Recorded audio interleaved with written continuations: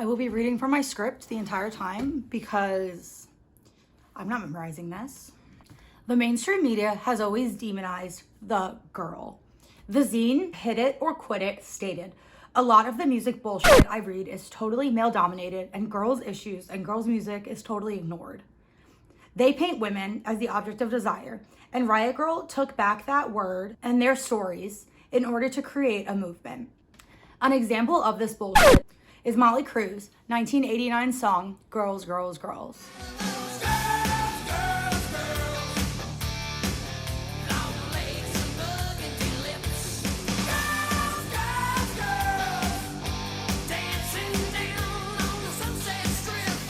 Riot Grrrl was created by and for the LGBTQIA+ community, people of color, women, and anyone else whose narratives were disempowered by the mainstream media. Mainstream media's demonization of the girl is part of the reason that the movement started. It was music, shows, zines, music videos created for the sake of the safety and sanity of the members of the movement. Riot Grrrls were not the girls seen on mainstream media. The Jessie Spanos of Saved by the Bell and Rachel Greens of Friends were not the early 90s feminist icons that they look up to. Instead, they created their own ideals for what life as a woman can and should look like. Riot Grrrl gave and continues to give people who are ostracized from the mainstream media, young women specifically, an opportunity to create their own narratives in a media culture that demonizes their voices. The following video is Sandra York of Riot Grrrl on what Riot Grrrl is and isn't. It also features Gail Wald on what kind of information was being shared by the creators of the movement, shown in the 2011 movie Grrrl, Love and Revolution, Riot Grrrl, NYC.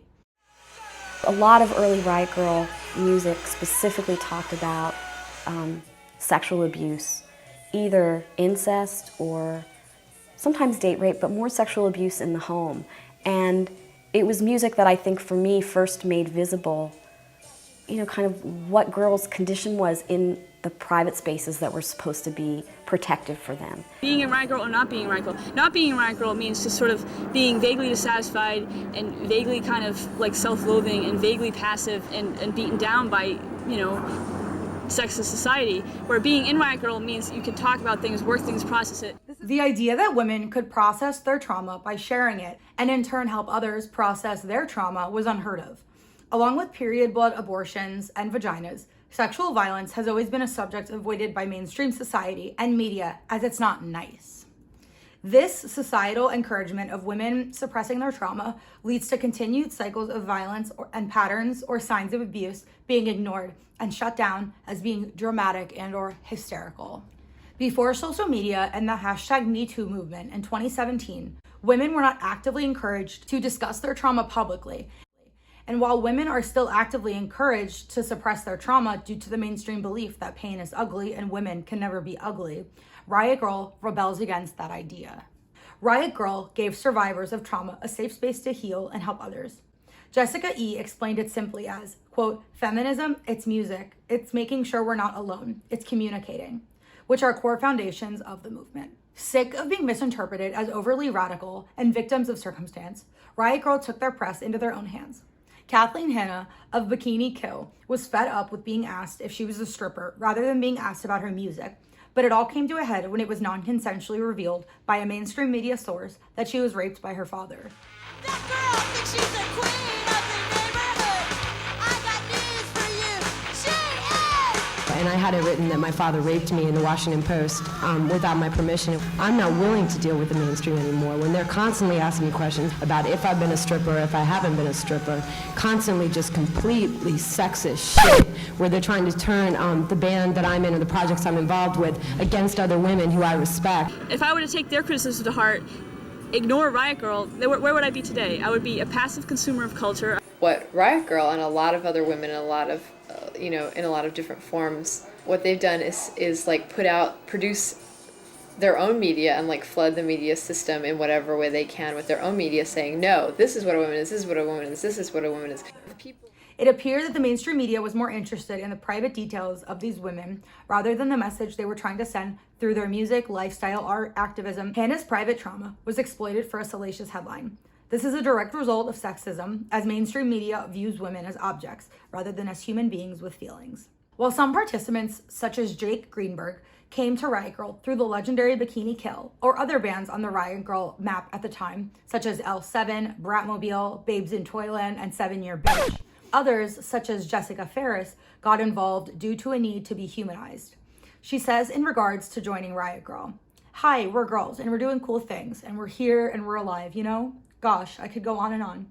But to get this out to girls that may have not been subjected to it previously and maybe make some sort of impact or difference is a major part of participating in a discussion like this.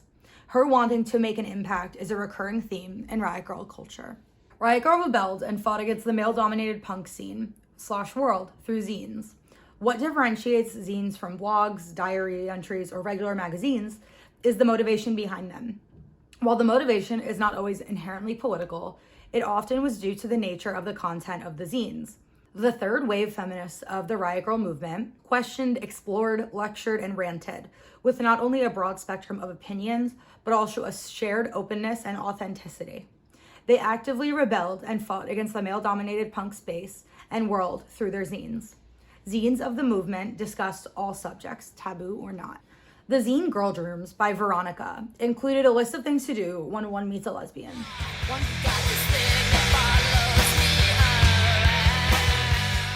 One piece of advice being, do not ask her how she got this way. Instead, ask yourself how you got that way. Encouraging people to question their ideas about gender and sexuality, rather than pushing that questioning onto those they do not understand. The zine I Heart Amy Carter by Tammy Ray Carlin features a graphic with 3 girls' legs in dresses. They are all strategically placing their hands over their crotches, and the words assume the positioned over each of the girls' dresses. This is a response to rape culture. Women are taught to protect themselves from rape rather than rapists being told not to rape. The girls in the image are all wearing dresses that are white and frilly, hinting at the innocence being taken from girls. The Riot Grrrl zines of the 90s allowed for images and text to be spread cheaply and efficiently. There was no need for big means of production or a staff. It was also easy to find an audience willing to buy your zine, as shows were bursting with vendors. L7, Bratmobile, Bikini Kill, Babes in Toyland, and 7 Year Bitch, among many others, were the music of the movement, while zines were the literature of the movement. The mission of Riot Grrrl is rooted in giving a voice to those who feel excluded and villainized by the mainstream. This is similar to the mission of the punk rock movement. Punk rock originally was created by poor and working class people in order to get out their aggression towards a society that ignores and or bullies them. Punk rock music was created in the UK in the late 70s by the Ramones and was brought to the States by bands like Circle Jerks and Black Flag that were based in California. We're the Ramones, and you're on that map, baby. You better shut it up. 1, 2, 3, 4. These bands had shocking images on their posters and merchandise, such as curse words and disturbing hand-drawn images. And it was a bunch of misfits who all came from the same kind of background, and you felt like you fit in finally. You were like, whoa, where the fuck did this come from? You can take a garbage can and throw it through a car window, and someone will say, "What the are you doing?" You know, it's punk. You can do any fucked up thing you want to and just say, "I'm punk." It's just that kind of willfulness with a bit of insanity thrown in, a whole ton of fuck you. Black Flag and Circle Jerks once had a promotional poster that featured a pregnant woman with a thought bubble coming out of her stomach that said, "All I want to do is die in peace." Another Black Flag poster featured a nun holding a fish head on a platter. A lot of really influential bands came from this area, but 3 of the biggest, Black Flag, Circle Jerks, and Descendants, came from one tiny town. And you'd see these guys walking around, but you'd also see their flyers, and they had these really, really aggressive, really dark flyers from Raymond Pettibone that were really subversive. A lot of them had pretty hardcore images on them that were against everything in society that we supposedly hold dear: religion, politics.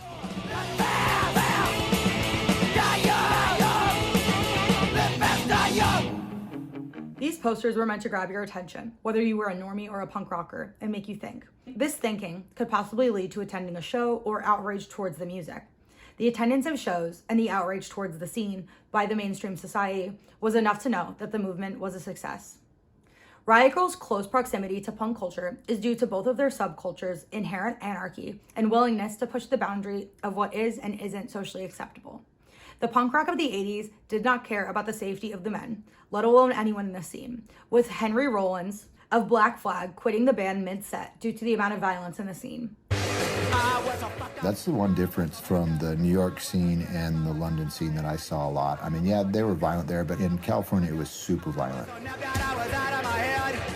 And I went to go see like Black Flag, and it was really violent, and people were getting beat up for having the wrong hair. And I mean beat up, not just like punched, I mean like hospitalized, and like constant. It was like ambulances just taking people away from shows all the time.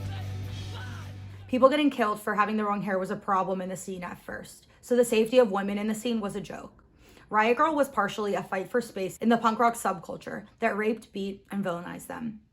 Punk rock was created by poor and working class people who needed community, and Riot Grrrl created a safe space within punk rock. The overlap of these two movements seems almost inevitable when the ideals and objectives of both are compared. Riot Grrrl is feminist, which is anarchist due to society's normalization of a male-centric world. Punk rock music is anarchist and is often sexist, which explains Riot Grrrl rebellion within the punk rock scene. A need for anarchy and loud music allowed Riot Grrrl to enter the punk rock music space and question it. Eventually, people from the punk scene learned about and joined Riot Grrrl due to the overlap of bands and shows. Punk rock has always been a male-dominated space, and Riot Grrrl helped make space for others. L7's Pretend We're Dead featured mostly the lines "Pretend That We're Dead," referring to the way the issues of women and other ostracized groups are ignored, and that if they pretend they're dead, then mainstream society will forget about them. Women and their issues are often either mocked or sexualized in the media, and L7 would rather be dead than put up with it. What's up with what's going down in every city and every town? Rampant styles is the plan. They've got us in the palm of their pretty hands. When we pretend that we're dead, when we pretend that we're dead, they can't hear a word we said. When we pretend that we're dead. The negative attention gotten by ostracized groups from mainstream society and the media is nothing short of harassment, and L7 pretending that they're dead is their response to the vapid news cycles that encourages this exploitation. Other lyrics that encompass the movement are Rebel Girl by Bikini Kill, where Hannah wails about the rebel girl she wants to befriend. That girl thinks she's the queen of the neighborhood. She's got the hottest track in town. That girl, she holds her head up so high. I think I wanna be her best friend, yeah. Rebel girl, rebel girl, rebel girl, you are the queen of my world. Rebel girl, rebel girl, I think I wanna take you home. I wanna try on your foot. The song about wanting to be best friends with a rebel girl in one's neighborhood rebels against the mainstream idea of pitting women against each other. Instead of competing with this girl or bullying her, Hannah wants to be empowered together. Lyrics later in the song continue to rebel against the idea that women are defined by their sexuality or that their sexuality is an inherently important part of their identity. She is! They say she's a slut, but I know she is my best friend, yeah. Rebel girl, rebel girl, rebel girl, you are the On the hashtag Riot Grrrl side of TikTok, modern bands like Destructo Disc and Instagram zines keep the legacy of Riot Grrrl alive. Here is an example of a zine that uses Instagram to create and gain exposure. This is Dalmatian Zine. It was created by Lena Hannick. Here is another Instagram-based zine. This is Polyester Zine. Both of these zines are DIY creations that align with Riot Grrrl's initial themes of community and rebelling.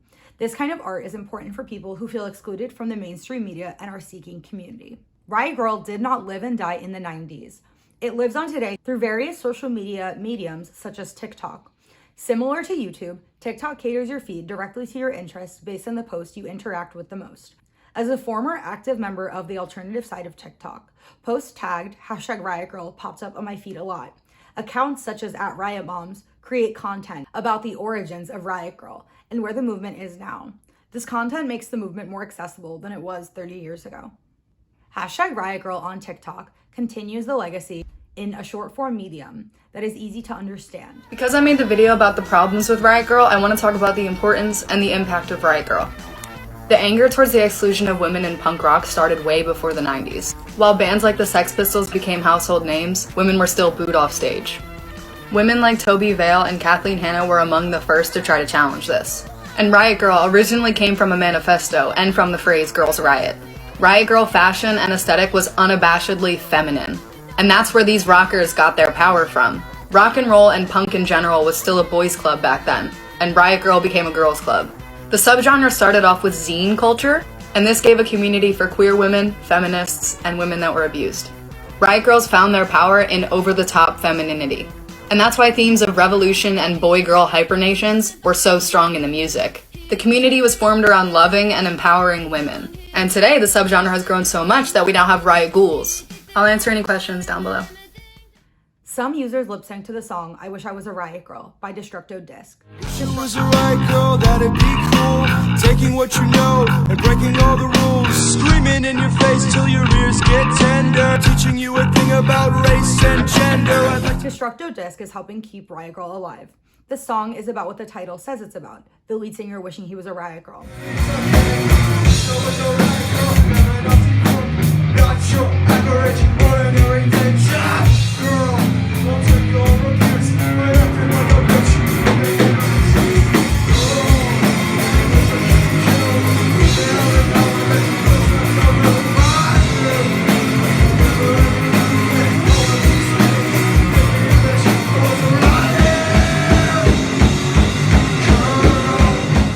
The term feminazi is still used as a diss toward radical and non-radical feminists, so their attempt at reclaiming it is refreshing. Another hit by them, also made popular by TikTok, is titled Cops/Dogs. The song's hook is...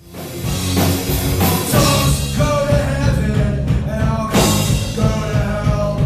'Cause man, that's the bullet in your head and a cop fucking will. But now there's no one in the shit. So it's better still. The cop gets down in the bill. Oh well. While upon first glance, the band appears to only be paying lip service to the movement, with their mentions of iconic Bikini Kill, as well as other bands such as Bratmobile throughout the song. Their other songs, such as Cops/Dogs, hold up their anarchist message. They are not using the Riot Grrrl movement to appear trendy, to radically leftist social media. Rather, they are using the movement as inspiration for their music.